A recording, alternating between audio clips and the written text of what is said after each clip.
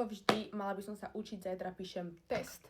Ale namiesto toho vám idem natáčať, lebo je to jediný voľný deň, ktorý mám. A tuto mi už na tomto koberci sedia tie veci asi tak mesiac.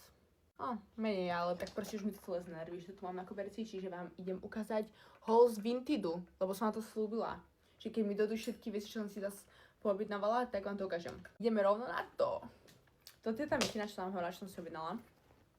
A je dokonalá. Není taká oversize, je taká, že presne na telo, ale nevadí mi to, lebo to dáva taký ešte viacej, že vintage vibe. Toto je tam, že je úplne vyšité, je to krásne, dobrá kvalita a je to od značky, že Pulse Boutique. Wow, stála ma, že 4 eurá možno.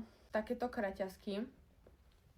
Chcela som si kúpiť, pravda, že čierne, riflové kraťase, čo som si nakoniec nekúpila, ale kúpila som si takéto.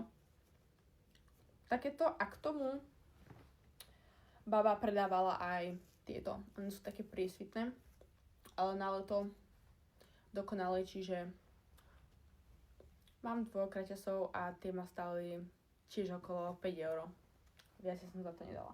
Potom som dlho hľadala takú, že mini sukňu riflovú, ale mala som ten problém, že však proste, že čo budem potom nosiť a tak, ale našla som tento mini skort. Čiže sukňa a kraťasy. Vzadu to vyzerá kraťasy a spredu je to sukňa. Je to zo Zary. Tá farba není až taká, že úplne moja farba, ale nevadí. Stalo ma to tiež do 5 eur. Ja som za tieto veci ani za jednu vec nedala veci ako 5 eur. Ďalšie také vintage rifle a tiež som si chcela kúpiť čierne rifle, lebo nemám nič čierne, ale mi sa čierne rifle nepáčia. Čiže radšej si kúpim nejaké čierne nohavice alebo tepláky. Ale toto, poďte sa, on to má takto, že nízky pás, úplne že nízky pás. Sú také, že polovoľné a poloskinny. Ja vám to ukážem na sebe. To ma stalo tuším, že 3 eurá. A potom zo srandy som si takéto tričko, že my ex is my biggest fan. A pritom nemám žiadnych ex.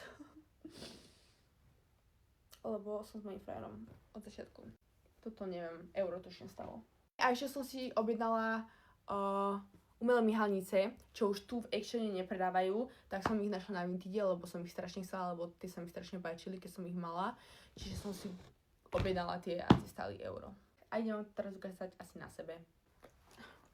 Akože nesedí mi, že úplne, lebo tu je voľný, ale mi to nevadí, akože veľa ľudí s tým má problém, ale mi to napríklad vôbec nevadí. Tieto sú krásne. A dokonca aj na festival, keby niekde idem. Ďalšie top. To sú tie rifle. Vidíte, oni sú také, že nízky pás a sú také, že polovoľné a poloskinny. Sa im páči. Mikinu ste už videli na mojom TikToku. Sorry, toto sa mi inak nechce skúšať, ale takto to vyzerá proste obyčajné tielko. Viem, že bude presvítať, čiže po to som si ešte som si objednala, že ešte mi má dojsť taká podprsenka červená, že viete, mi sa to páči, keď to bude presvítať, že to bude červené, že aj ramenka, že budú červené a ešte si kúpiť takú, že rúžovú kriklavu. To je teda všetko a ešte keď tam náhodou niečo predám, tak si znova pokupujem a natočím vám ďalšie video.